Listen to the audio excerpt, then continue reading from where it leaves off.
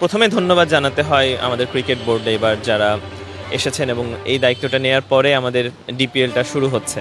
আমরা প্রতিটা প্লেয়ারই বেশ সংশয় ছিল এবং ডাউটে ছিল প্রিমিয়ার লিগটা হবে কিনা। তো এটা অনেক বড় ইনিশিয়েটিভ আমাদের প্লেয়ারদের জন্য। আমরা প্রায় বলতে গেলে প্রতিটা টিমে প্রায় 15 থেকে 20টা প্লেয়ার থাকে এবং অলমোস্ট 12টা টিম। তো 12টা টিমে 20টা প্লেয়ার অলমোস্ট, তার মানে কত প্লেয়ার হচ্ছে যারা আসলে সংশয় ছিল মানে কীভাবে কী করবে না করবে সেই হিসাব করতে গেলে এবং সব কিছু চিন্তা করতে গেলে অবকাঠামো আমাদের লিস্ট এর কোনো কিন্তু টুর্নামেন্ট হয় না। এটা সব থেকে একটা বড় টুর্নামেন্ট। তো এই টুর্নামেন্টের বেস করে আবার সিলেকশনের ব্যাপার থাকে, আরও যারা ফর্মে আছেন বা ন্যাশনাল টিমে নাই তাদের কামব্যাক করার একটা জায়গা থাকে। সব কিছু মিলিয়ে বলতে পারি যে এটা হওয়ার দরকার ছিল এবং হয়েছে বা হচ্ছে।